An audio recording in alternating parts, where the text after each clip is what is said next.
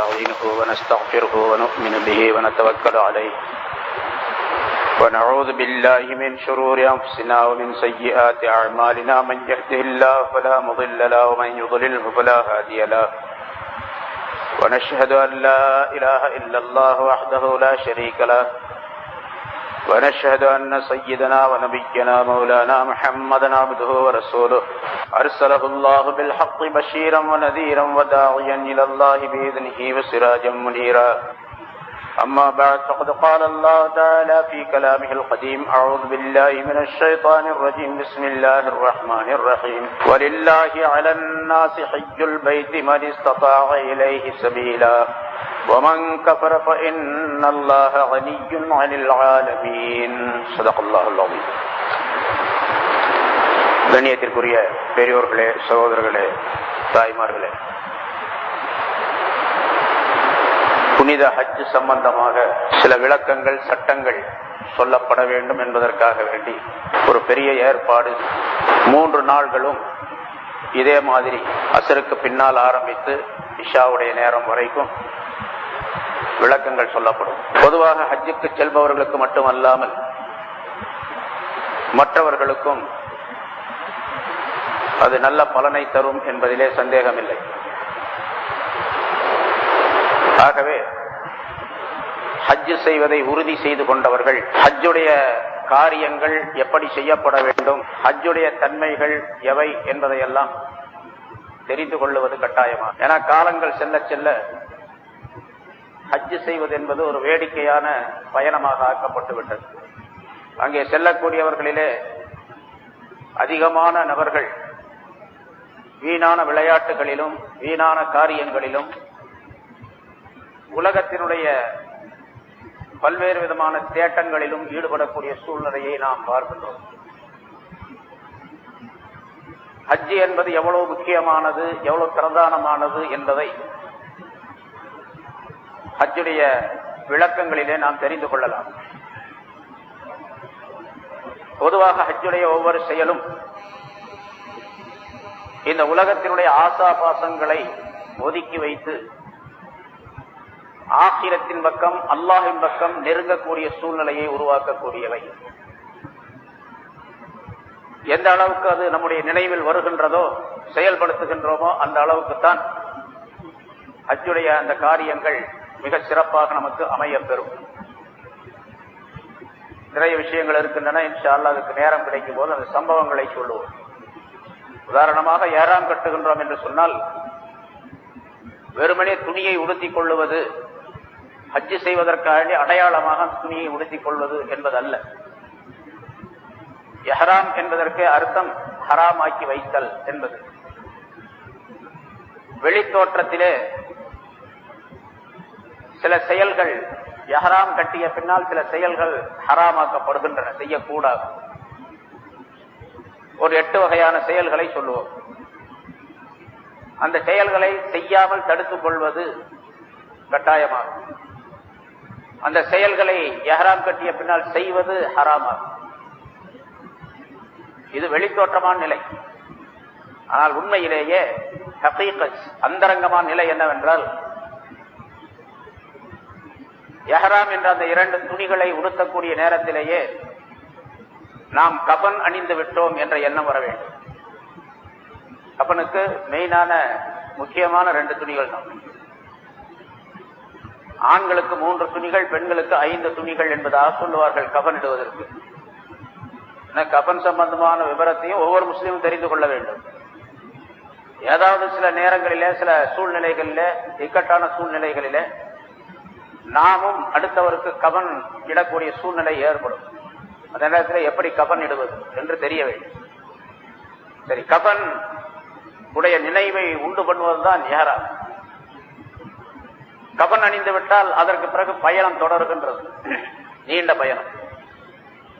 அதே போன்றுதான் ஹஜ்ஜுடைய செயல்கள் அனைத்துமே. வீட்டிலிருந்து கஃன் அணிந்து கொண்ட, இஹ்ராம் அணிந்து கொண்ட ஒருவர் வாகனத்திலே ஏறி ஏர்போர்ட்டுக்கு செல்லுகின்றார் அல்லது வேறு பயணத்திற்காக வேறு இடத்திற்கு செல்லுகின்றார் என்றால் அவர் சந்தூக்கில் ஏறிவிட்டார் என்று அர்த்தம். வாகனத்தில் ஏறுவது சந்தூக்கில் ஏறிவிட்டார். பிறகு மனிதர்கள் எல்லாம் பலர் கூடி வாழ்த்து சொல்லி வழி அனுப்புகின்றார்கள். சிலர் வீட்டிலிருந்தே வழி அனுப்பிவிட்டு நின்று விடுவார்கள். சிலர் பேர் ரயில் நிலையம் வரைக்கும் வரலாம், இன்னும் சில பேர் விமான நிலையம் வரைக்கும் வரலாம். அதுபோன்றுதான் கபனிடப்பட்டு சந்தூக்கிலே கொண்டு போகப்படக்கூடிய நாம் நம்முடைய உற்றார் உறவினர்கள் சூழ பயணம் செய்கின்றோம். சிலர் வீட்டோடு நின்று விடுவார்கள், சிலர் தெருவோடு நின்று விடுவார்கள், சிலர் கபிரிஸ்தான் வரைக்கும் வருவார்கள். அதுக்கு பின்னால ஒருத்தர் வர முடியாது. அந்த நினைவை சொல்லக்கூடியதுதான் இந்த பயணம்.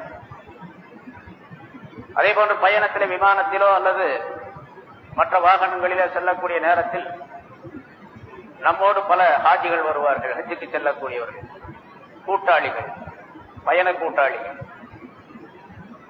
அவர்களிலே நல்லவர்களும் இருப்பார்கள், கெட்டவர்களும் இருப்பார்கள். நல்ல குணம் படைத்தவர்களும் இருப்பார்கள், தீய குணம் படைத்தவர்களும் இருப்பார்கள். அதே போன்றுதான் நம்மை கபரிலே கொண்டு போய் வைத்த பின்னால் ஆலமுல் பர்ஸக் என்று சொல்லப்படக்கூடிய அந்த உலகத்திலே, கபருடைய உலகத்திலே சாலிஹீன் தாலிஹீன், நல்லவர் கெட்டவர் என்ற இரண்டு சாரார்கள் நம்மோடு இருப்பார்கள். நல்லவர்களுக்கெல்லாம் நல்ல நிலை ஏற்படுவதை பார்ப்போம், கெட்டவர்கள் எல்லாம் துன்பப்படக்கூடிய சூழ்நிலையை பார்ப்போம். அதே போன்று ஹஜ்ஜுக்கு போகக்கூடிய நேரத்திலே நல்லவர்களோடு நமக்கு சகவாசம் ஏற்பட்டால் ஹஜ்ஜுடைய அந்த மனாசிக்குகள், அதனுடைய காரியங்கள் எல்லாம் மிகச் சிறப்பாக செய்யக்கூடிய சூழ்நிலை ஏற்படும். கெட்டவர்களோடு சகவாசம் ஏற்பட்டால் ஹஜ்ஜுடைய செயல்கள் எல்லாம் கெட்டுவிடும்.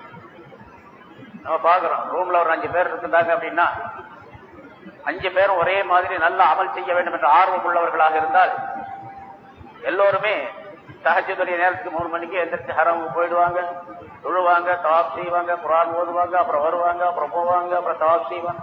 ஒரு நாளைக்கு பலவிதமான நல்ல அமல்களை செய்யக்கூடிய சூழ்நிலை ஏற்பட்டுவிடும். அறையிலே இருக்கக்கூடிய கூட்டாளிகளின் காரணமாக 5 பேர் இருக்கக்கூடிய ரூம்ல 3 பேர் கெட்டவர்களாக இருந்தார்கள், சோம்பேறிகளாக இருக்கின்றார்கள். பார்த்துக்கலாங்க, இப்பதாங்க வந்திருக்கிறாங்க, என்ன அவசரம் என்று சொல்லி அரபுக்கு போவதை, தஹஜ்ஜத் தொழுவதை எல்லாம் தடை செய்கின்றார்கள். அவர்களும் விடுகின்றார்கள், மற்றவர்களுக்கும் அதை சொல்லுகின்றார்கள். என்று சொன்னால் அவர்களின் காரணமாக இருக்கக்கூடிய மீதி 2 பேரும் கெட்டு போயிடுவார்கள். இந்த அனுபவத்திலே நாம் பார்க்கின்றோம். எப்படி கபருடைய வாழ்க்கை இருக்கின்றதோ அதே போன்று ஹஜ்ஜுடைய அமைப்பு இருக்கின்றது. சரி, பயணம் செய்யக்கூடிய நேரத்திலே விமான நிலையத்திலோ மற்ற இடங்களிலோ சுங்க அதிகாரிகள், கஸ்டம்ஸ் அவர்கள் கேள்வி கேட்கின்றார்கள், அல்லது அதற்குரிய வடிவங்களை பூர்த்தி செய்து நம்முடைய விவரங்களை எல்லாம் ஒப்படைக்க வேண்டும். அதுபோன்றால் கபருடைய வாழ்க்கை, அங்கே கேள்வி கணக்கு கேட்கப்படும். அங்கே அவர்கள் என்ன கொண்டு வந்தீர்கள் என்று கேட்பார்கள், அதற்கெல்லாம் பதில் சொல்லணும். இது கபருடைய வாழ்க்கையை ஒத்ததாக இருக்கின்றது. இது போன்ற பயணம் முழுவதுமே என்னென்ன செயல்களை செய்கின்றோமோ இந்த ஹஜ்ஜுடைய அமைப்புகளும் அதே மாதிரி இருக்கின்றது என்பதாக ஞானவான்கள் குறிப்பிடுகின்றார்கள். இன்னும் நிறைய விஷயங்கள் இருக்கின்றன. ஆனால் இப்ப எப்படி ஆகிவிட்டது சொன்னால், ஒரு எக்ஸ்கர்ஷன், உல்லாச பயணம் போகக்கூடிய அமைப்பிலே ஹஜ்ஜுடைய நிலை ஆகிவிட்டது. ஹஜ்ஜுக்கு செல்லக்கூடியவர்கள் அந்த நிலையை மாற்றிக்கொள்ள வேண்டும், எண்ணங்களை மாற்றிக்கொள்ள வேண்டும், தூய்மையாக்கிக் கொள்ள வேண்டும். ரசூலுல்லாஹி ஸல்லல்லாஹு அலைஹி வஸல்லம் சொன்னார்கள், யஅதி அலன் நாஸி ஸமான் யஹஜ்ஜு அக்னியாஉன் நாஸ் லின்னஸாஹா. மனிதர்களுக்கு ஒரு காலம் வரும், அவர்கள் உல்லாச பயணத்திற்காக வேண்டி ஹஜ் செய்வார்கள். எப்படி உல்லாச பயணம் வெளிநாடுகளுக்கு போறாங்களோ, வெளியூர்களுக்கு போறாங்களோ அதுபோல அவர்களிலே பணக்காரர்கள், வசதி படைத்தவர்கள் உல்லாசத்திற்காக வேண்டி, மன மகிழ்ச்சிக்காக ஹஜ் செய்வார்கள். அவர்களிலே நடுத்தரமாக இருக்கக்கூடியவர்கள் லித்திஜாரா, வியாபார நோக்கத்தோடு ஹஜ் செய்வார்கள். இங்கிருந்து என்ன கொண்டு போகலாம், அங்கிருந்து என்ன கொண்டு வரலாம், அப்படித்தான் ஹஜ் செய்வாங்க. எதை கொண்டு போனால் லாபம் கிடைக்கும், எதை கொண்டு வந்தால் லாபம் கிடைக்கும் என்று ஹஜ் செய்வார்கள்.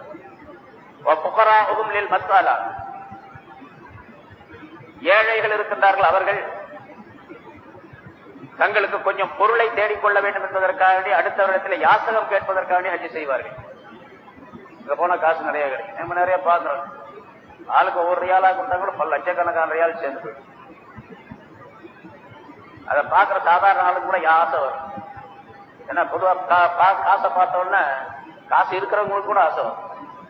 அதனால சொல்லுவாங்க, பாக்கெட்ல மணி வச்சிருந்தா, பாக்கெட்ல பணம் வச்சிருந்தா மறைச்சு வைக்கிறது.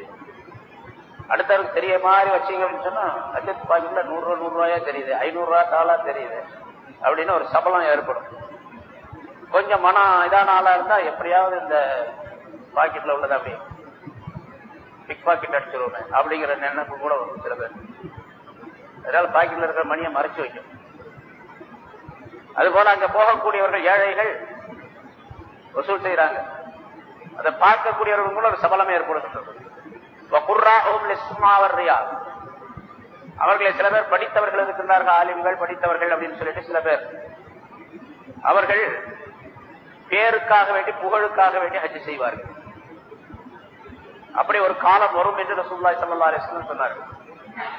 இருக்குதா இல்லையா? எல்லாருமே அது மாதிரி செய்யறாங்க. பெரும்பாலும் அல்லாஹுக்காக வேண்டி ஹஜ் செய்யக்கூடியவர்கள் மிக குறைவாகவே இருக்கின்றனர். அதனால ஹஜ்ஜுக்கு செல்லக்கூடியவர்கள் இந்த நிய்யத்தை சரியாக்கி கொள்ள வேண்டும். முதலாவதாக அல்லாஹுக்காக வேண்டி வேறு எந்த நோக்கமும் கிடையாது, நான் ஹஜ் செய்கின்றேன் என்ற எண்ணம் நம்மிடத்தில் இருக்க வேண்டும். பெரும்பாலும் நம்மிடத்தில் இருக்குது. சில பேர் உலகத்துல பல லட்சக்கணக்கான மக்கள் வருவதன் காரணமாக இந்த மாதிரி உள்ள சூழ்நிலைகள் ஏற்படும். அதற்கெல்லாம் நாம் ஆளாகிவிடக் கூடாது என்பதற்காக வேண்டும். பிறகு ஹஜ்ஜுக்கு செல்லக்கூடியவர்கள் இங்கே சில விஷயங்களை கடைபிடிப்பது கட்டாயமாகும். முதலாவதாக எல்லாவற்றை விட மிக முக்கியம் என்னவென்று சொன்னால், ஹஜ்ஜுக்கு செல்லக்கூடியவர்கள் கொண்டு செல்லக்கூடிய பணம் அது ஹலாலாக இருக்க வேண்டும். முற்றிலுமாக ஹராமா இருந்தால்தான் கூடாது என்பதல்ல, ஹராம் கலந்திருந்தாலும் கூடாது. ரசூலுல்லாஹி ஸல்லல்லாஹு அலைஹி வஸல்லம் அவர்கள் சொன்னார்கள், சில மனிதர்கள் ஹராமாக பொருளை தேடி அதன் மூலமாக ஹஜ் செய்வதற்காக வேண்டி இஹ்ராம் அணிந்து லப்பைக் அல்லாஹும்ம லப்பைக் என்று தல்பியாவை சொல்லுவார். அப்படி சொல்லப்படக்கூடிய நேரத்திலே அல்லாஹ் தஆலா புறத்திலிருந்து அவருக்கு பதில் சொல்லப்படும், லா லப்பைக வலா சாதைக ஃபைன்ன ஹஜ்ஜக மர்தூத். உனக்கு லப்பைக்கும் கிடையாது, சாதைக்கும் கிடையாது. ஏன்னா லப்பைக் என்பதிலே சாதைக வல் கைரு யதைக என்ற வார்த்தைகள் எல்லாம் சேர்க்கப்படும் சில வாசகங்களிலே வருகின்றது. அதை சொல்லுகின்றார்கள். உனக்கு லப்பைக்கும் கிடையாது, சாதைக் என்பதும் வெற்றி பெறுவதும் கிடையாது, உன்னுடைய ஹஜ் மறுக்கப்பட்டது, ரத்து செய்யப்பட்டது என்பதாக அல்லாஹ்வின் புறத்திலிருந்து சொல்லப்படும் என்று ரசூலுல்லாஹி ஸல்லல்லாஹு அலைஹி வஸல்லம் குறிப்பிடுகின்றார்கள். அதனால் ஹஜ்ஜுக்கு போகிறவர்கள் தன்னுடைய பொருள் சுத்தமான ஹலாலானதாக இருக்க வேண்டும். ஹஜ்ஜுக்கு மட்டுமல்ல, எல்லா விஷயங்களுக்கும் அப்படித்தான். தொழுகை, நோன்பு, ஜகாத்து மற்ற நல்ல செயல்கள் அனைத்தும் ஏற்றுக்கொள்ளப்படுவது பொருள் ஹலாலாக இருக்க வேண்டும்.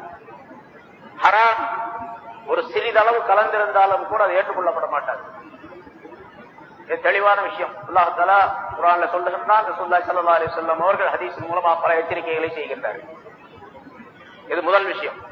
இரண்டாவது, ஹஜ்ஜுக்கு செல்லக்கூடிய ஹஜ்ஜுடைய மசாயில்கள், சட்டங்களை நன்றாக கற்றுக்கொள்ள வேண்டும். ஏன்னா சட்டங்கள் தெரியாமல் ஹஜ் செய்யக்கூடிய நேரத்தில் ஒருவர் சட்டம் தெரியாம தொழுகிறார்னு வச்சுங்க, தொழுகையில பருள என்னன்னு தெரியாது, தொழுகிறார். அந்த பரலான விஷயங்களிலே ஒன்றை விட்டு விட்டார். உதாரணமா, ஒரு தொழுகையிலே உள் பரலு வெளி பரலு, வெளி பரல் என்பது ஷர்த் என்பதாக சொல்லப்படும், உள் பரல் என்பது ருக்குன் என்பதாக சொல்லப்படும். மொத்தம் 13 இருக்குது. தொழுகிறவங்கள எத்தனை பேருக்கு தெரியும் இந்த 13 பரல்? 13 பரலும் தெரியணும். அது பரலுன்னே தெரியல, விட்டுட்டாரு. பரலு தெரிஞ்சாவில் அது முக்கியத்துவம் கட்டாயமாக செய்யப்பட வேண்டும், இல்லாவிட்டால் தொழுகை கூடாது அப்படிங்கிற விஷயம் தெரியும். பரலே தெரியல அவருக்கு, தொழுதுட்டு போயிட்டே இருக்கிறாரு, தொழுகையே கூடாது. அதே மாதிரி வாஜிப், தொழுகையில வாஜிப் இருக்கின்றது. வாஜிபை விட்டு விட்டால் ஹனஃபி மذஹபின்படி, ஷாஃபி மذஹபின்படி சுன்னத்துல் அபால் என்பதாக சொல்லுவார்கள். ரெண்டு ஒரே கருத்து தான். அதை விட்டு விட்டால், விட்டது தெரிந்தால் சஜ்தா சஹ்வு செய்யணும். பரல விட்டுட்டா தொழுக கூடாது. வாஜிபை விட்டால், சுன்னத்துல் அபால்ல ஏதாவது ஒன்றை விட்டால் அவர் சஜ்தா சஹ்வு செய்யணும். இது சுன்னத்துல்லஹ், இது வாஜிப் தெரிஞ்சாத்தானே சஜதா செய்வாரு. அதே தெரியலன்னா எப்படி சஜதா செய்வாரு? அப்ப அப்படியே தொழுதுகிட்டே போயிட்டே இருக்கு. நிறைய பேர் பார்க்கற அவசர அவசரமா ஓடியாருவாங்க. இமாம் ருக்குல இருப்பாரு, அப்படியே வருவார், அல்லாஹ் அக்பர் அப்படியே குனிஞ்சிடுவார், தக்பீர்லாம் கட்ட மாட்டார். தொழுகையே கூடாது, ஆனா தலா கொடுத்துட்டு போயிடுவார். இமாமோட நாங்க சேர்ந்துட்டோம் அப்படின்னு சொல்லிடுவார். முதல் தக்பீர் வரலாச்ச, தக்பீரே கட்டல, வரல செய்யல, வரல போச்சு, தொழுகையும் போச்சு, ஆனால் இவர் தொழுதட்டதாக நினைச்சுக்கிட்டு போயிட்டே இருக்கிறார். நிறைய பேரை பாக்குறோம். நம்ம அவங்கள்ட்ட போய் தனித்தனியா ஒரு ஆள் சொல்லிட்டு இருக்க முடியுமா? நம்ம சொல்லும் போது கேட்கணும், கேட்டா தான் தெரியும். இல்லாட்டி அவங்களா படிக்கணும் இது என்ன சட்டம் அப்படின்னு கேட்கணும். சரி, பரல், அதாவது ஹஜ்ஜுடைய மசாயில்களை தெரிய வேண்டும். ஹஜ்ஜி எப்படிப்பட்டது என்ற மசாயில்கள் சிறப்புகளை நாம் படிக்கின்றோம், கேட்கின்றோம். ஒரு ஹஜ்ஜி செஞ்சா எவ்வளவு நன்மை, ஒரு தவாப் செஞ்சா எவ்வளவு நன்மை, சகை செஞ்சா எவ்வளவு நன்மை, மக்காவுக்கு போனா எவ்வளவு நன்மை, அங்கே தொழும் பொழுது ஒரு தொழுகைக்கு 1,00,000 நன்மை அப்படின்லாம் சொல்றோம். அந்த நன்மை எப்ப கிடைக்கும்? அந்த பசாயில் சிறப்பு எப்ப கிடைக்கும்? மசாயில் சரியா இருந்தா தான் பசாயில் கிடைக்கும். நான் முதல்ல சொன்னபடி பரல விட்டுட்டே தொழுதுகிட்டு இருக்கிறாரு, 1,00,000 கிடைக்குமா? அங்க போய் பரல விட்டுட்டாருங்க, தொழுகையுடைய பரல்கள்லாம் ஒண்ணு விட்டுட்டாரு, வாஜிப்லாம் ஒண்ணு விட்டுட்டாரு, தொழுகை பசாதான ஆகக்கூடிய காரியங்களை செய்யறாரு. ஆனா கரெக்டா இமாம் ஜமாத்தோடு தொழுதுறாரு. இதெல்லாம் விட்டு போட்டு இமாம் ஜமாத்தோடு தொழுது என்ன பண்றது? ஒண்ணுமே கிடைக்காது. அப்ப மசாயிலுல் ஹஜ், ஹஜ்ஜுடைய மசாயில்களை தெரியும். ரெண்டு விஷயம் ஞாபகம் வச்சுக்கணும். முதல்ல சொன்னது ஹலாலான பொருளா இருக்கணும். ரெண்டாவது ஹஜ்ஜுடைய மசாயில்கள் சட்டங்களை தெரியும். மூன்றாவது பயணத்தினுடைய ஒழுக்கங்கள், ஆதாபு சஃபர், பயணத்துடைய ஒழுக்கங்களை தெரிய வேண்டும். எப்படி பயணம் செய்வது? ஏன்னா பிரயாணம் அப்படிங்கிறது நம்ம இஷ்டத்துக்கு செய்யறது இல்ல, அதுக்கு ஷரியத்து சட்டங்களை சொல்லுகின்ற ரசூலுல்லாஹி ஸல்லல்லாஹு அலைஹி வஸல்லம் வழிகாட்டி இருக்கின்றார்கள். வீட்டில இருந்து எப்படி புறப்படுவது, என்ன செய்வது, என்ன துஆ செய்வது, என்ன எண்ணம் மேற்கொள்ளுவது என்றெல்லாம் சொல்லி தருகின்றார்கள். துஆ ஓதுறோமா இல்லையா? அந்த துஆவில் ஒரு பல அருமையான கருத்துக்களை ரசூலுல்லாஹி ஸல்லல்லாஹு அலைஹி வஸல்லம் சொல்லுகின்றார்கள். அல்லாஹும்ம இன்னி அஸ்அலுக, அல்லாஹும்ம இன்னா நஸ்அலுக ஃபீ ஸஃபரினா ஹாதா அல் பிர்ர வத் தக்வா என்று சொல்லுகின்றார். யா அல்லாஹ், எங்களுடைய இந்த பிரயாணத்திலே ஹஜ்ஜுடைய பிரயாணத்தில் மட்டுமல்ல, எல்லா பிரயாணத்திலும், இங்கிருந்து 48 மைலுக்கு அப்பால் போனா அதுக்கு பேர் பிரயாணம், பேர் சஃபர்னு பேர். அந்த பிரயாணத்திலே மக்காவுக்கு போகும்போது புனிதமான பிரயாணம் இல்லையா? அந்த புனிதமான பயணத்திலே எங்களுக்கு உன்னிடத்தில் நாங்கள் பிர்ரையும் தக்வாவையும் வேண்டுகின்றோம் என்று கேட்டு சொல்லுகின்றார்கள். சும்மா போய் வேடிக்கையை பார்த்துட்டு வந்துடுறதல்ல, விளையாட்டாக ஹஜ்ஜி செஞ்சுட்டு வந்துடுறதில்ல, தவாப் செஞ்சுட்டு வந்துடுறதில்ல. அதுல பிர்ரு தக்வா ரெண்டும் வேண்டும். பிர் என்று சொன்னால் ஜாமிஉல் கைராத்தி வல் ஹஸனாத் என்று அர்த்தம். எல்லா நன்மைகளையும் ஒட்டுமொத்தமாக சேர்த்து கொண்ட ஒரு வார்த்தைக்கு பேர் பிர் என்று சொல்லப்படும். பின்னால சொல்றது விளக்கு.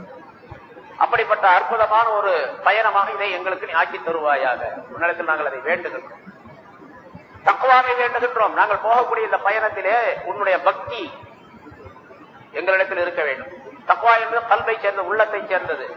உள்ளத்திலே உன்னுடைய பயம் நிரம்பிய பயணமாக இந்த பயணத்தை நீ ஆக்கி வைப்பாயாக என்று கேட்டுக்கொள்ளக்கூடிய அருமையான துஆவை ரசூலுல்லாஹி ஸல்லல்லாஹு அலைஹி வஸல்லம் சொல்லி தந்தார். அதனால ஆதாபு சஃபர், பிரயாணத்துடைய ஒழுக்கங்களை தெரிய வேண்டும், கேட்டு தெரிந்து கொள்ள வேண்டும். நான்காவதாக, ஹஜ் பயணம் செய்யக்கூடியவர் தன்னிடத்தில் ஏதாவது அமானிதம் இருந்தால் அந்த அமானிதத்தை ஒப்படைத்து விட வேண்டும். யாராவது காசு பணம் கொடுத்து வச்சிருக்கிறாங்க, அதாவது ஏதாவது அமானிதம், காசு பணம் மட்டுமல்ல, ஒருவருக்கு செய்ய வேண்டிய பொறுப்பு கடமைகள் இருக்கு. அந்த கடமையும் அமானிதம் தான். என்னென்ன சில பேருக்கு நாம் செய்ய வேண்டிய தினந்தோறுமோ அல்லது வாரத்திற்கு ஒரு முறையோ ஏதாவது ஒரு நாளிலோ சில கடமைகளை அவருக்கு செய்து கொண்டு இருக்கின்றோம், சில வேலைகளை செய்து கொண்டு இருக்கின்றோம், சில நன்மையான காரியங்களை செய்து கொண்டு இருக்கின்றோம். அதெல்லாம் அமானிதம் தான். இந்த அமானிதத்தை நிறைவேற்ற வேண்டும். குறிப்பாக நம்மிடத்தில் கொடுத்து வைக்கப்பட்டிருக்கக்கூடிய பொருள்கள், அந்த அமானிதத்தை நிறைவேற்ற வேண்டும். அமானிதம் என்பதற்கு நீண்ட விளக்கங்கள் இருக்கின்றன, சுருக்கமாக இதை விளங்க வேண்டும். அமானிதத்தை நிறைவேற்றுவது. அதே மாதிரி கடன் வாங்கியிருந்தால் கடனை நிறைவேற்றுவது. கடன் வச்சுக்கிட்டு ஹஜ்ஜுக்கு போகக்கூடாது. சில பேர் வந்து கேட்கிறாங்க, பல பேர் கேட்டிருக்கிறாங்க, என்ன எனக்கு கடன் கொடுக்கணும், அவரு நான் ஹஜ்ஜுக்கு போறேன்னு சொல்றாரு, என்னுடைய பணத்தை கேட்டா அவங்க பணம் பத்திரமா இருக்குதுங்க, நான் ஹஜ்ஜுக்கு போயிட்டு வந்து தர்றேன்னு சொல்றாரு, இது சரியா அப்படின்னு சொல்லி நம்மள்ட்ட கேட்கிறாரு. கடன் வாங்கினவர் கேட்கறது இல்ல, கடன் கொடுத்தவர் கேட்கிறாரு. ஏன்னா இவர் காசு வரணும், அதனால வாங்கினவர்லாம் கேட்கறது இல்லை, அவர் பாட்டு போயிடுறாரு. கடன் வாங்கி இருந்தால் கடனை நிறைவேற்றி. பொதுவாக ஹஜ்ஜு கடமையாவது எப்போ? ஒரு இடத்தில் பொருள் இருக்கின்றது, உதாரணமா 1 லட்சம் ரூபாய் செலவாகும் என்று இருந்தால் 1 லட்சம் ரூபாய் பணம் இருக்க விட்ட உடனே ஹஜ்ஜுக்கு போயிடுறதுன்னு அர்த்தம் அல்ல.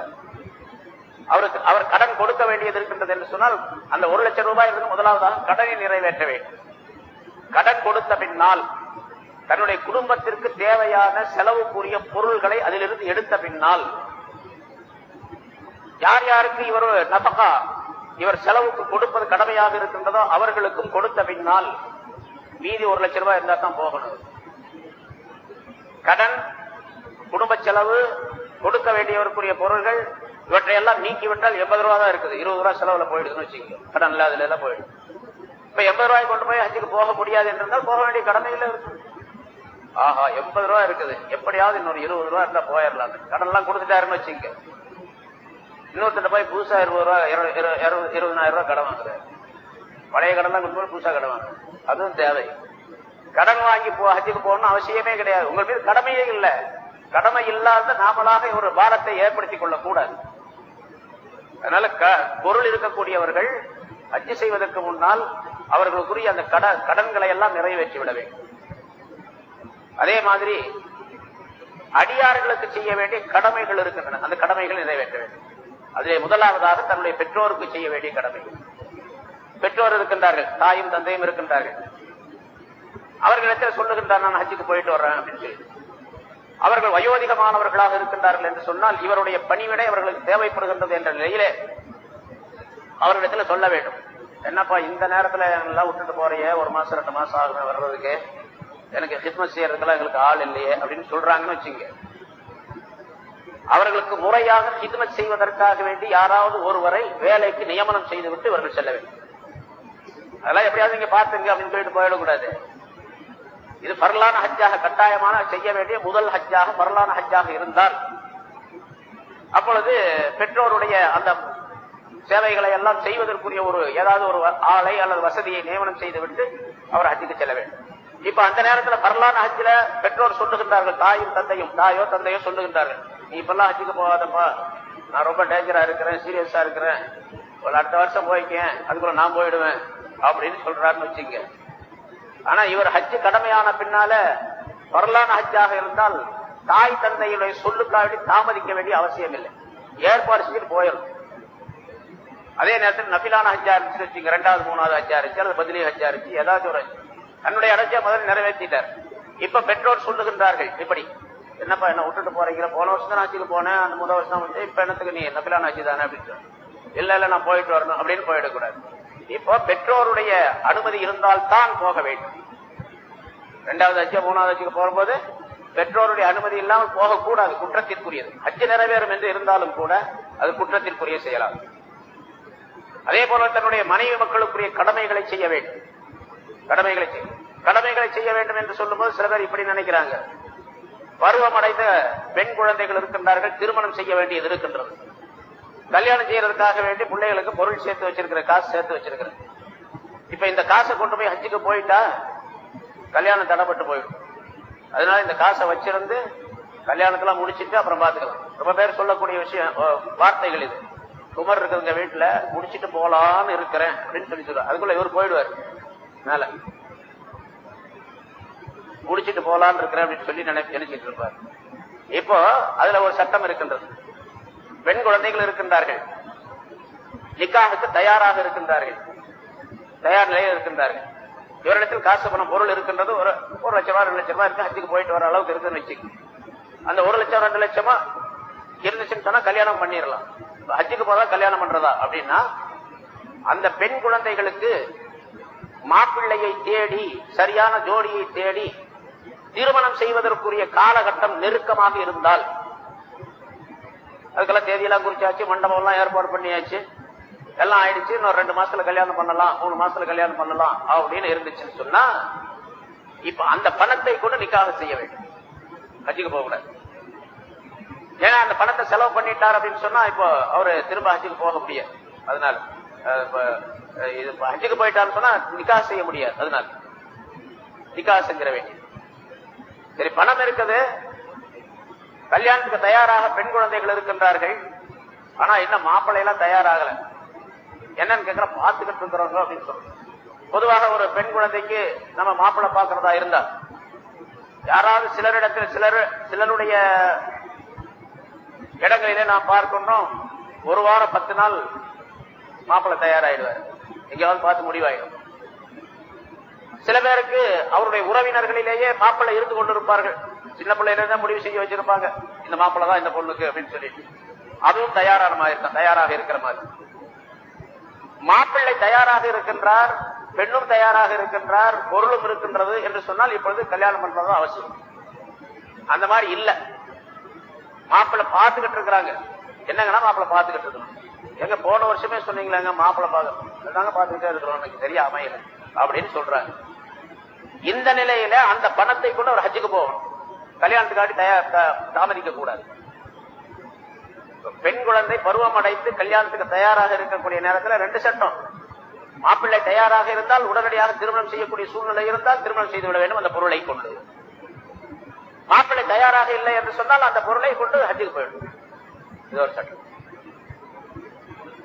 அதே மாதிரிதான் ஒருத்தர் காசு பணம்லாம் இல்ல, அவர்கிட்ட நிறைய சொத்துகள் இருக்கின்றன, ஒரு 3-4 வீடு இருக்குன்னு வச்சுங்க, அவருக்கு 4 வீடு. அவர் தொழில் செய்து கொண்டிருக்கின்றார், ஏதாவது ஒரு தொழில் வருமானம் இருக்கின்றது. 4 வீட்டுல ஒரு வீட்டை வித்துட்டா ஹஜ்ஜுக்கு போலாம். கையில காசு கிடையாது, வீடுகள் இருக்கின்றன, கட்டடங்கள் இருக்கின்றன. ஒரு வீட்டுல இவர் குடியிருக்கிறார், இவருடைய குடும்பம் 3 வீடு வாடகை கொண்டிருக்கிறாரு. வாடகை கொஞ்சம் கொஞ்சம் தான் வருது, அதை வச்சு சாப்பிட்டுக்கிட்டு இருக்காருன்னு வச்சுங்க. அது ஒரு பெரிய பொருள் எல்லாம் சேமிக்கக்கூடிய அமைப்புல இல்ல. ஆனால் ஒரு வீட்டை விற்று விட்டால் இவருக்கு எந்த நஷ்டமும் கிடையாது, இவர் குடும்பம் நடத்துவதற்கு எந்த சிரமம் இல்லை என்று இருந்தால் அந்த 4 வீட்டுல 4 வீடு இல்ல, 3 இருந்தாலும் சரி, 2 இருந்தாலும் சரி, அந்த வீட்டை வித்துட்டு இவர் ஹஜ்ஜுக்கு போகணும். ஏன்னா இவர் குடியிருக்கிறதுக்கு வீடு இருக்கின்றது, இவருடைய குடும்பம் இருப்பதற்கு. அதே போன்று இவருடைய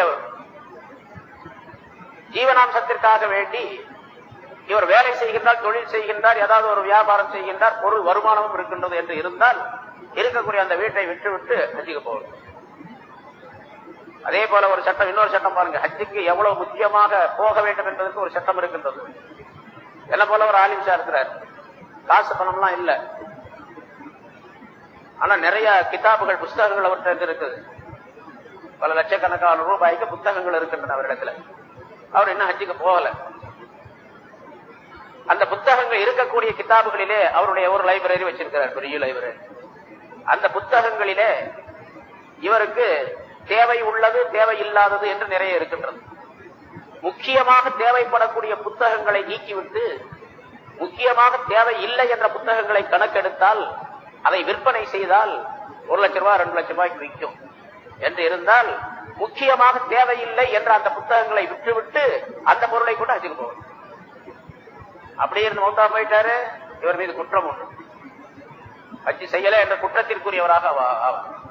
எதுக்கு சொல்லணும்னு கேட்டா, கிதாபு இருந்தாவே வித்துட்டு போகணும் அப்படின்னு சொன்னா, வித்துனா எல்லா கிதாபும் அல்ல, இவருடைய முக்கியமான தேவைக்கு போக மீதி இருக்கக்கூடிய அதிகபட்சமாக இருக்கக்கூடிய புத்தகங்களை விற்றால் ஹஜ்ஜுக்கு போக முடியும் என்று இருந்தால் போகும். இது ஒரு சட்டம். சரி, அதே மாதிரி இது அதாவது மனிதர்களுக்கு பெற்றோருக்கு செய்ய வேண்டிய கடமைகள், மனைவி மக்களுக்கு செய்ய வேண்டிய முறைகள், கடமைகள், இதெல்லாம் முன்னதாக ஹஜ்ஜுக்கு முன்னதாக செய்யப்பட வேண்டும். ஏன்னா வெறும் மசாயில் மட்டுமே, இது மசாயில் தான். இந்த மசாயில் இல்லாம பின்னால ஹஜ் செஞ்சாங்க அப்படின்னு சொன்னா இதுல குறை வச்சாங்கன்னு சொன்னா குறை உண்டாகும். அதனால அடுத்து அதே மாதிரி பயணம் செய்ய, ஹஜ்ஜுடைய பயண நேரத்தில் இந்த பிஜாட்டான காரியங்களை எல்லாம் விட்டுவிட வேண்டும். மார்க்கத்திற்கு முரணான காரியங்கள் நிறைய இருக்கு. ஹஜ்ஜுக்கு போறேன்னு சொல்லிட்டு விருந்து போடுறது இருக்குது பாருங்க, ரொம்ப பேர் செய்யறாங்க. ஹஜ்ஜுக்கு 1 லட்சம் ரூபாய், விருந்து போடுறது 1.5 லட்சம் ரூபாய் செலவு, நிறைய பேரை பாருங்க. இப்ப ஹஜ்ஜுக்கு 2 லட்சம் ரூபாய், அதே மாதிரி விருந்து போடுறதும் 2 லட்சம் ரூபாய். ஏன்னா கறி கிலோ 300 ரூபாய் வைக்கிறதுனால. எங்க ஏரியாவில் 300 ரூபாய்ங்க, உங்க ஏரியாவில் என்ன தெரியாது, 250 ரூபாய் 290 ரூபாய் வைக்கிறேன், 300 ரூபாய். அஜெட் பண்ணாலும் 10 ரூபாய் குறைச்சு கொடுப்பாங்க, அவ்வளவுதான். சரி, இப்போ அது மாதிரி விருந்து போடுறாங்க நிறைய பேர். அதுக்கு ஒரு கார்டு ஒண்ணு அடிக்கிறாங்க, அழைப்பிதழ் ஒண்ணு. இந்த மாதிரி நான் ஹஜ்ஜுக்கு போறேன், இந்த நேரத்தில் என்னுடைய வீட்டுல விருந்து வச்சிருக்கிறேன், அந்த விருந்தில கலந்து கொண்டு எங்களுடைய ஹஜ்ஜ மபூராக ஆவதற்கு துஆ செய்யுங்கள். அவ்வளவு விருந்து போட்டு ஹஜ்ஜ மபூரா, ஹஜ்ஜ விருந்து போட்டா மபூரா ஆயிரும். அது இப்படி எல்லாம் இதெல்லாம் பிதாத், தேவையில்லாத விஷயம். மார்க்கத்துல அனுமதியே கிடையாது. சரி, போற நேரத்துல யாராவது விருந்தாளிகள் அதான் வந்தாங்க அல்லது சொந்தக்காரங்க வந்தாங்க அப்படின்னு சொன்னா அவங்களுக்கு சாப்பாடு ஆக்கி போடுறதுல ஒன்றும் பிரச்சனை இல்லை. பத்திரிக்கை அடிச்சு கல்யாணம் மாதிரி பெரிய ஆடம்பரமா செய்யறது இன்னும் சில பல இடங்கள்ல பாக்குறோம். வீட்டுல விருந்து வைக்கிறதுக்கு இடமில்லை அப்படிங்கிறது மண்டபம் பிடிச்சு அதுக்கு 1 லட்சம் ரூபாய் செலவு பண்ணி விருந்து வைக்கிறேன் பல பேர் பாருங்க. இதெல்லாம் தேவையில்லாத விஷயம். தேவையில்லாத மட்டுமல்ல, குற்றத்திற்குரிய விஷயம் அது. அதே மாதிரி விளம்பரப்படுத்துவது, நான் ஹஜ்ஜுக்கு போறேன் ஹஜ்ஜுக்கு போறேன் ஹஜ்ஜுக்கு போறேன்னு எல்லாத்தையும் சொல்றேன். எந்த சஹாபாக்களும் ஹஜ்ஜுக்கு போகும்போது பக்கத்து வீட்டுக்கார்ட்ட சொல்லிட்டு போகல, அவங்க பாட்டு போயிடுவாங்க. பக்கத்து வீட்டுக்கார்ட்ட சொல்லணுங்கிற அவசியம் கிடையாது. பக்கத்து வீட்டுக்கார்ட்ட சொல்றதா இருந்தா 2 காரணங்கள் இருக்கு. அந்த 2 காரணங்களும் ஏதாவது ஒன்றுக்காடி சொல்லலாம். ஒன்னு, நான் போறேன், என்னுடைய வீட்டுல என்னுடைய மனைவி மக்கள் இருக்கிறாங்க, அவர்களுடைய பாதுகாப்புக்காக பக்கத்து வீட்டுக்காரரிடத்துல நான் ஹஜ்ஜுக்கு போயிட்டு வர்றேங்க, கொஞ்சம் நம்ம வீட்டை கொஞ்சம் கவனிச்சுங்க. நல்லா கவனிக்கிறதா இருந்தாரு, கவனிக்கிறது 2 இருக்குது. வேற மாதிரி கவனிச்சுட்டாருன்னா அது ரொம்ப போயிடும். அதனால கொஞ்சம் கவனிச்சுங்க, பாத்துங்க, அவங்களுடைய உதவி செய்ய ஏதாச்சும் அப்படின்னு சொல்லிட்டு பக்கத்து வீட்டுக்கார்ட்ட சொல்லி நம்முடைய குடும்பத்தினருக்கு உதவிகரமாக இருக்கக்கூடிய சூழ்நிலையிலே சொல்லலாம். இன்னொரு இதுல சொல்றது என்னன்னு கேட்டா, பக்கத்து வீட்டுக்காரர் இடத்துல பக்கத்து வீட்டுக்காரரா இருந்தா எப்பவாவது சண்டை போட்டுக்கிட்டு தான் இருப்போம். எப்பவுமே சண்டை போட்டுக்கிட்டு இருப்போம். ஏதாச்சும் பிரச்சனை இருந்திருக்கு. அந்த பிரச்சனைகளை சரி செய்வதற்காக வேண்டி நான் உங்க பக்கத்து வீட்டுக்காரர் நான் போறேன் ஹஜ்ஜுக்கு போறேங்க, பல நேரங்கள்ல உங்கள்கிட்ட சண்டை போட்டிருக்கிறேன், பல விதமா பேசியிருக்கிறேன், எல்லா குற்றத்தையும் மன்னிச்சுங்க, நான் ஹஜ்ஜுக்கு போறேன், நான் துவா செய்றேன், நீங்களும் துவா செய்யுங்க அப்படின்னு சொல்லிட்டு போறதுக்காக வேண்டி தன்னுடைய குற்றத்தை அவர்களிடத்தில் கேட்டு பொறுத்துக் கொள்ளுமாறு கேட்டுக்கொள்வதற்காக வேண்டி சொல்லப்படுவது. இந்த 2 நிலையில சொல்லணும். அதே மற்றவர்களிடத்தில் சொல்லுவது.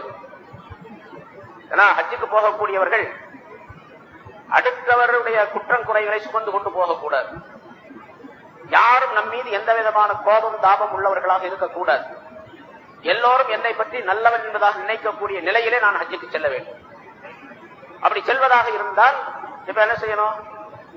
அப்படி இருக்கவே முடியாது அப்படிங்கிற சூழ்நிலை இந்த காலத்துக்கு. அதனால தெரிந்தவர்கள், நண்பர்கள், நல்லவர்கள் இடத்துல போய் இது மாதிரி நான் ஹஜ்ஜுக்கு போறேங்க, தெரிந்தோ தெரியாமோ அவங்க ஏதாவது செஞ்சிருந்தா குற்றங்கள் இருந்தால் மன்னித்துக் கொள்ளுங்கள் என்பதாக அவர்களிடத்தில் சொல்லி அந்த குற்றத்தை மன்னிக்க சொல்வது, பொறுத்துக் கொள்ள சொல்வதற்கு அதுக்காக வேண்டி சொல்லலாம். நான் ஹஜ்ஜுக்கு போறேன் அப்படிங்கிற விளம்பரப்படுத்துவதற்காக சொல்லக்கூடாது. இப்ப அரசியல்வாதிகள், மற்றவர்கள், சில பணக்காரர்கள் இவங்க எல்லாம் பாக்குறோம், போகும்போது ஒரு போஸ்டர் அடிப்பாங்க. அதற்காக ஒரு குழு, ஒரு கூட்டம் ஒண்ணு இருக்கும் அவரை சுற்றி. அவர்கள் தங்களுடைய பேரை விளம்பரப்படுத்துறதுக்காக ஒரு பெரிய போஸ்டர் அடிச்சு இன்னார் ஹஜ்ஜுக்கு போறாரு, வாழ்த்தி வழி அனுப்புகிறோம் அப்படின்னு இருக்கும். திரும்ப வரும்போது அதே மாதிரி ஒரு பெரிய போஸ்டர், வாழ்த்தி வரவேற்கிறோம் அப்படின்னு ஒரு போஸ்டர். இந்த மாதிரி போஸ்டர் அடிச்சு ஒட்டி விளம்பரப்படுத்தக்கூடியவர்கள் நிறைய பேர் இருக்கு. இதெல்லாம் மார்க்கத்துல அனுமதிக்கப்பட்ட விஷயம் அல்ல, குற்றத்திற்குரிய விஷயங்கள். அதனால இந்த பிஜாத்துகள் எல்லாம் தவிர்த்து கொள்ள வேண்டும், விட்டுவிட வேண்டும். அடுத்ததாக பிரயாணத்திற்குரிய சாமான்கள், அங்க போனா என்னென்ன தேவை அப்படிங்கறதெல்லாம் உங்களுக்கு ஹஜ் கமிட்டியில போறவங்களுக்கு சொல்லி இருப்பாங்க, அனுபவத்துல உள்ளவர்களும் சொல்லி இருப்பார்கள். அதனால என்னென்ன சாமான்கள் தேவை. ஆனா இப்ப இந்த காலத்துல எதுவுமே தேவையில்லை, கையை வீசிட்டு பேசாம போகும், ஒண்ணுமே தேவையில்லை. சட்ட கைலி கூட இருக்க வேண்டியது இல்லைங்க. அப்படியே போயெல்லாம் அங்க போய் மாட்டி வாங்கி மாட்டிக்கலாம். போன உடனே இறங்கின உடனே இருக்கு, ஏர்போர்ட்லயே வைக்கிறாங்க நிறைய. அதே மாதிரி சாப்பாட்டு சாமான், உணவுப் பொருட்களும் அப்படித்தான். எல்லா விதமான உணவுகளும் கிடைக்கின்றன. எல்லா பொருளும், உலகத்தில் உள்ள எல்லா பொருளும் கிடைக்கும், எல்லா பழங்களும் கிடைக்கும். மக்காவில் மதீனாவில் கிடைக்கிற மாதிரி பழ வகைகள், உணவு வகைகள் உலகத்தில் வேற எங்கேயுமே கிடைக்காது. அப்படிப்பட்ட அற்புதமான பொருள்கள் எல்லாம் கிடைக்கின்றன. அதனால ஒன்றும் தேவையில்லை அப்படிங்கறதுக்காண்டி போனா அது வேற விஷயம். ஆனால் நமக்கு பயணத்துல ஒரு மாசம் இருக்க போறோம் அப்படின்னு சொன்னா அதுக்கு என்னென்ன சாமான்கள், பொருள்கள் தேவை அப்படிங்கறத நம்ம கூட்டி எடுத்துக்கொள்ள வேண்டும். அது ஒரு அளவு, சாமான தூக்கிட்டு போற அளவுக்கு இருந்தா போதும். ஒரு 2-3 வருஷத்துக்கு முன்னால எங்களோட ஒருத்தர் ஹஜ்ல இருந்தார், ஒரே ரூம்ல தான் இருந்தார். அவரு இந்த அரக்கை சட்டை தான் போட்டுட்டு இருந்தார். அப்படி சட்டையை மடிச்சு வச்சிருந்தார் நிறைய. என்னங்க இவ்வளவு சட்டை இருக்குங்க? ஒரு நாளைக்கு ஒரு சட்டை எடுத்து 50 நாளைக்கு 50 சட்டை, 50 சட்டை கொண்டு வந்தார். ஏர்போர்ட்ல வந்து என்ன பண்ணா, அந்த முதல்ல இப்ப இதுல போட்டு ஸ்கேன்ல போட்டு பாக்குறாங்க, களைச்சு பார்த்துக்கலாம். படுவாய் பையனா அயன் பண்ணி அப்படியே வச்சிருந்து எல்லாத்தையும் களைச்சு விட்டாங்க அப்படின்னு சொன்னாரு சார். 50 நாளைக்கு 50 சட்டை தேவையாங்க? ஒரு சட்டை 2 நாளைக்கு போடலாம், 3 நாளைக்கு போடலாம். பெரிய அழுக்காக போறதில்லை. சரி, அப்படியே இருந்தாலும் கூட அந்த சட்டை துவைச்சு போட்டா என்ன, இவர் அயன் பண்ணி அப்படியே மடிப்பு கலையாம போட்டா இவர் எல்லாரும் பார்க்க போறாங்களாங்க? யாரும் பார்க்க மாட்டாங்க. நீங்க எப்படி இருந்தாலும் சரி, ஹஜ்ஜில உங்களை யாரும் பார்க்க மாட்டாங்க. ரெண்டு நிலையில பார்ப்பாங்க. ஒன்னும் ரொம்ப டிப்டாப்பா உடை அணிஞ்சுக்கிட்டு வித்தியாசமான முறையில போனாங்கன்னு சொன்னா உங்களை பார்ப்பாங்க. அது மாதிரி ஒரு ஆள் ஒருத்தர் மதீனாவில பார்த்தேன், ஏறாம் கட்டி இருக்காரு. எல்லாருமே என்ன துணியில கட்டியிருப்பாங்க, கலர் என்ன துணிக்கு போட்டிருப்பாங்க, வெள்ளை துணி. அவர் மஞ்சள் துணி போட்டு வந்தார். எல்லாருமே அவரை பாக்குறாங்க, யாரா போட்டிருக்காரு மஞ்சள் துணியில, மஞ்சள் கலர்ல. அது மாதிரி இருந்தா பார்ப்பாங்க. அல்லது துணியே போறாம இடுப்புல மட்டும் ஒண்ணு கட்டிட்டு மேல திறந்து போட்டு வந்தார், அல்லது ஒரே போர்வையா போத்திக்கிட்டே வந்தார் கீழே இருந்து மேல வரைக்கும், அவரை பார்ப்பாங்க. அலங்கோலமா இருந்தா பார்ப்பாங்க, இல்ல அலங்காரமா இருந்தா பார்ப்பாங்க. சாதாரண நிலையில இருந்தா பார்க்க மாட்டாங்க யார். ரசூலுல்லாஹி ஸல்லல்லாஹு அலைஹி வஸல்லம் சொன்னார்கள், ஹஜ்ஜுக்காக வேண்டி இஹ்ராம் கட்டக்கூடிய ஒருவர் தன்னுடைய பைஜாமாவை கழற்றி விட வேண்டும், தன்னுடைய ஷர்ட் கமீஸை கழற்றி விட வேண்டும், தன்னுடைய தொப்பியையும் கழற்றி விட வேண்டும், அவர் இஹ்ராம் கட்டிக் கொள்ள வேண்டும் என்பதாக சொன்னார். பொதுவாக கீழே ஒரு துணி உடுத்திருப்போம், அது வேட்டியா இருக்கும், கைலியா இருக்கும், இல்ல பைஜாமா இருக்கும், பேண்டா இருக்கும், ஏதோ அதுக்கு பேர் தான் கீழ் ஆடை. அதை கழற்றி விட வேண்டும். அதே மாதிரி கமீஸையும் கழற்றி விட வேண்டும். இப்ப இன்னொன்னு சொல்ல போனா, நம்ம உள்ள பனியன் போட்டு பனியனையும் கழற்றி விட வேண்டும், தொப்பியையும் கழற்றி விட வேண்டும் ரசூலுல்லாஹி ஸல்லல்லாஹு அலைஹி வஸல்லம் சொல்றாங்க. அப்படின்னா தொப்பி போடுறது சுன்னத்தான முறை என்பது அது அந்த ஹதீஸிலும் தெரியப்படுத்தப்படுகின்றது. தொப்பியை இல்லங்கிறான ஹதீஸ்ல இருக்கு, ரசூலுல்லாஹி ஸல்லல்லாஹு அலைஹி வஸல்லம் தொப்பி போட்டாங்க, இது மாதிரி தொப்பியை கழற்ற சொல்லி இருக்கிறாங்க அப்படின்னு சொன்னா, அதுக்கு வேற விதமான தவறான அர்த்தங்களை கருத்துக்களை சொல்லி மக்களை குழப்பிக் கொண்டிருக்கக்கூடிய சூழ்நிலையும் சில பேர்த்த நம்ம பார்க்கணும். தொப்பி போறது, தொப்பியை கழற்றிடும். பிறகு இந்த இரண்டு துணிகளை, தையல் இல்லாத இரண்டு துணிகளை உடுத்திக் கொள்ள வேண்டும் என்பதாக அதுக்கு பேர் இஹ்ராம். இது ஆண்களுக்கு. பெண்களாக இருந்தால் இந்த மாதிரி உடுத்த முடியாது இல்லையா? அவங்க எந்த துணியை உடுத்தி இருக்கிறாங்களோ அதுதான் இஹ்ராம். அங்க அந்த துணிக்கு பின்னால அவர்கள் முதல்ல குளிக்க வேண்டியது, தொழ வேண்டியது, அதற்கு பின்னால் தொழ வேண்டியது, தொழுது பின்னால் நியத்து செய்ய வேண்டியது, தல்பியா இதெல்லாம் சொல்லிட்டாங்கன்னா அவன் இஹ்ராம்குள்ள வந்துடுறாங்க. அதே துணி தான் உடுத்திருப்பாங்க. புடவைனா புடவை உடுத்திருப்பாங்க, பைஜாமா குர்தா சட்டை அது போட்டிருப்பாங்க. அல்லது இந்த மாதிரி தஞ்சாவூர் ஜில்லாவில் சில பேர் கைலி சட்டை போட்டிருப்பாங்க, துண்டு போட்டிருப்பாங்க. அதுன்னா அது எதை உடுத்தி இருக்கிறாங்களோ அது. பெண்கள் எந்த துணியை உடுத்தி கொண்டிருக்கின்றார்களோ அந்த துணி தான் அவர்களுக்கு இஹ்ராமுடைய துணி. இஹ்ராம் அணிவதற்கு முன்னதாக சில சுன்னத்தான முறைகள் இருக்கின்றன. குளித்துக் கொள்ள வேண்டும், நன்றாக அழுக்க தேய்த்து, சோப்பு போட்டு அழுக்க தேய்த்து நன்றாக குளித்துக் கொள்ள வேண்டும், அதுவும் சுன்னத்து. அதே போன்று முடி, நகங்கள் ஆகியவற்றை எல்லாம் அகற்ற வேண்டும். கை கால்கள் இருக்கக்கூடிய நகங்களை அகற்றிக் கொள்ள வேண்டும். முடிகளை எல்லாம், தாடி வச்சிருக்காரு, தாடியை ஒதுக்கிக் கொள்ள வேண்டும். அதனால சிறைக்கிறவர் சிறைத்துக் கொள்ளலாம் அப்படிங்கிற அர்த்தம் அல்ல. சிறைக்கிறது ஹராம் எல்லா நேரத்திலும். தாடியை சிறைக்கிறது எல்லா நேரங்களிலும் ஹராம் ஆச்சு. நிறைய சொல்லியிருக்கிறார். தாடி சிறைக்கக்கூடிய ஒருவர், தாடி வைக்கிறது சுன்னத்து தான், ஆனா வலிமையான சுன்னத், கடுமையான சுன்னத். அதனால தாடியை சிறைக்கிறது ஹராம். தாடியை சிறைக்கக்கூடிய ஒருவர் தொழுகையாளியாக இருக்கின்றார், 5 நேரம் தொழுகிறார் அப்படின்னு சொன்னா ஹராமையும் செய்கின்றார், பரலையும் செய்கின்றார், ஹராமுடன் தொழுகிறார் அப்படின்னு அர்த்தம். நல்ல பக்தியா தொழுகிறாருங்க ஒருத்தர், அவர் தாடியை சிறைக்கிறார் அப்படின்னு சொன்னா என்ன அர்த்தம்? அல்லாஹ்வை கிண்டல் பண்றாருன்னு அர்த்தம். அல்லாஹ்வுடைய சட்டங்கள், ரசூலுடைய சட்டங்களை பரிகாசம் பண்றாரு அப்படின்னு அர்த்தம். ஏன்னா தாடி வைக்கிறது அல்லாஹ் சொன்னான், ரசூல் சொன்னார், குர்ஆனின் மூலமாகவும் இது இஷாராவாக சொல்லப்பட்டு இருக்கின்றது. ரசூலுல்லாஹி ஸல்லல்லாஹு அலைஹி வஸல்லம் தெளிவாக சொல்லுகின்றார்கள். அதனால தாடி வைக்கிறது வலிமையான கடுமையான சுன்னத்து. அதனால அதை சிறைக்கிறது ஹராம் என்று சொல்லப்பட்டு இருக்கிறது. சரி, தாடி ஒதுக்கிக் கொள்ள வேண்டும், முடிகளை கலைந்து கொள்ள வேண்டும், எதை சரி பண்ணணுமோ அது சரி பண்ணிக்க வேண்டும். பிறகு இஹ்ராம் துணி இருக்கின்றது, அதிலே வாசனை திரவியங்களை பூசிக்கொள்ள வேண்டும், அது ஒரு சுன்னத். அத்தர் வரும். ஏன்னா இஹ்ராம் கட்டின பின்னால இதெல்லாம் செய்ய முடியாது. அதனால வாசனை திரவியங்களை பூசிக்கொள்ள வேண்டும், இஹ்ராம் அணிந்து கொள்ள வேண்டும்.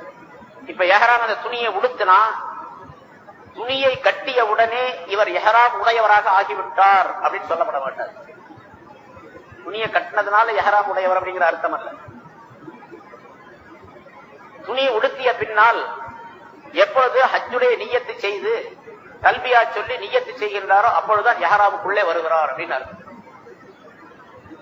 துணி உடுத்துவது இன்ஷா அல்லாஹ் நாளைக்கு வேணா கடைசி நாள்ல வந்து ஆண்கள் இஹ்ராம் அணியக்கூடிய அந்த துணி எப்படி கட்ட வேண்டும் அப்படிங்கிறது எல்லாத்துக்கும் தெரியும். எப்படி கட்டுறதுன்னு, வேட்டி கட்டுறது உங்களுக்கு தெரியாதா அப்படின்னு கேட்கக்கூடாது. அது அவிழ்ந்து விடாமல் இருக்கக்கூடிய முறையில கட்டுவது எப்படி அப்படிங்கிறது சில முறைகள் இருக்கின்றன. அது மாதிரி இன்ஷா அல்லாஹ் கடைசி நாள் நாளை மறுநாள் இன்ஷா அல்லாஹ் செய்து காட்டும். சரி, இஹ்ராம் கட்டிக்கொள்ள வேண்டும். இஹ்ராம் அணிந்த பின்னாலே இப்ப நம்ம பொதுவாக இங்கிருந்து சென்னையிலிருந்து புறப்படக்கூடியவர்கள் வச்சிருக்கு, விமான நிலையத்துக்கு போய் அங்க செய்ய வேண்டிய காரியங்கள்லாம் செஞ்சு பிறகு விமானத்திற்குள்ளே நாம் ஏறி பயணப்படக்கூடிய நேரம் வரைக்கும் பாத்தீங்கன்னு சொன்னா கிட்டத்தட்ட ஒரு 4 மணி நேரம் 5 மணி நேரம் இருக்கும். இங்கிருந்து புறப்படணும் 5-6 மணி நேரம் கூட இருக்கும். ஆனா ஒரு 6 மணி நேரம் 8 மணி நேரத்துக்கு முன்னாலேயே நம்ம இங்க குளிச்சுட்டு இஹ்ராம் கட்டிக்கிறோம், துணியை உடுத்திக்கிறோம். இங்க சொல்லப்படக்கூடிய விஷயம் என்னன்னு கேட்டா, இது எல்லா நேரத்திலும் நிகழக்கூடியது அல்ல. இருந்தாலும் ஒரு பாதுகாப்புக்காக வேண்டி அங்க போன பிறகும் கூட சில நேரங்களிலே விமானம் புறப்படுவதற்கு தாமதமாக ஆகலாம். அல்லது விமானத்தில் நீங்க ஏறி உட்கார்ந்த பின்னாலும் கூட இப்பொழுது விமானம் புறப்படாது, சில கோளாறுகளின் காரணமாக இன்னொரு 4-5 மணி நேரம் கழிச்சு புறப்படும் அப்படின்னு சொல்லுவாங்க. நிறைய நடக்குது பாத்து. அன்னைக்கு கூட ஏறி உட்கார்ந்தாங்க, எல்லாரும் நீங்க ஸ்ட்ரைக் பண்ணாங்க, விமானத்துல ஏறினவங்களாம் இறங்கிட்டாங்க. ஒரு 5-6 நாளா போய் இப்ப இன்னைக்கு தான் சரியாயிடுது அப்படிங்கறத நம்ம பேப்பர்ல பார்க்கணும். இது மாதிரி சூழ்நிலைகளும் ஏற்படலாம். அதனால விமானத்துல ஏறி விமானம் பறக்கக்கூடிய நேரத்தில் நீங்கள் நியத்து செய்து கொள்ளுங்கள் அப்படின்னு அனுபவசாலிகள் சட்டம்லாம் கிடையாது, இது அனுபவப்பட்டவர்கள் சொல்லுகின்றார்கள். அந்த மாதிரி நியத்து செய்யக்கூடிய நேரம் வரைக்கும், அதாவது பறக்கக்கூடிய நேரம் வரைக்கும் காத்திருக்கக்கூடிய நிலை இருந்தால் இங்க துணி உடுத்திக் கொள்ள வேண்டியது அவ்வளவுதான். நீங்க விமானத்துல ஏறி விமானம் பறந்த பின்னால நியத்து செய்து கொள்ளலாம்.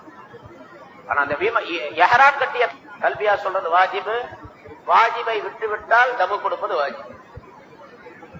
அதை நினைவு வைத்துக் கொள்ள வேண்டும். 3 தடவை சொல்றது சுன்னத். 3 தடவை பெரும்பாலும் சொல்லணும். சுன்னத்தை விட்டுடக்கூடாது. எந்த நேரத்தில் சுன்னத்தான காரியத்தை விடவே கூடாது. லப்பைக் அல்லாஹும்ம லப்பைக் லப்பைக் லா ஷரீக லக லப்பைக் இன்னல் ஹம்த வன் நிஅமத லக் வல் முல்க் லா